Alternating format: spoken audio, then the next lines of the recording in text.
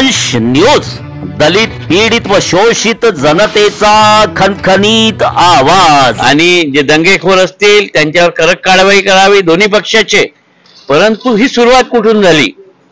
सुरुवात जिथे झाली त्या घटनेची शहनिशा व्हायला पाहिजे। कोणी म्हणतं की चादर नव्हती, कोणी म्हणतं होतं, सीसीटीव्ही फुटेज आहे, जे म्हणतात नाही आहे त्यांचे सीसीटीव्ही फुटेज तपासा, जे म्हणतात आहे त्यांची सीसीटीव्ही फुटेज तपासा आणि त्यानुसार तुम्ही कारवाई करा। कारण की नागपूर शहरात दंगल घडणं हे अशोभनीय कृत्य आहे।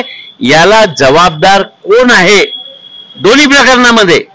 म्हणजे त्यांनी दंगा करून गाड्या फोडल्या त्यांचे सुद्धा आणि ज्यांनी हे घडवलं त्यांचं सुद्धा। दोन्ही पक्षांना तुम्ही कारवाई करावी आणि नागपुरात पुन्हा शांतता येईल अशी नांदी द्यावी, बाजारपेठा सुरळीत करावा। आम्ही मागणी केली की आपण सर्व धर्माची शांतता कमिटी बनवा त्या भागांमध्ये, की सर्व धर्माचे सामाजिक लोक त्यामध्ये समाविष्ट लोकांना आव्हान करतील आणि अशा घटना घडू नये। आणि असे जर दहशतवाद करणारे, चिथावणी देणारे लोक असतील त्या लोकांना समाजापासून दूर ठेवण्याचं काम करावं अशीच मागणी आम्ही पोलीस आयुक्तांना केली आहे। आमचा व्हिडिओ जास्तीत जास्त लाईक करा, शेअर करा आणि आमचे YouTube चॅनल सबस्क्राइब करा। धन्यवाद।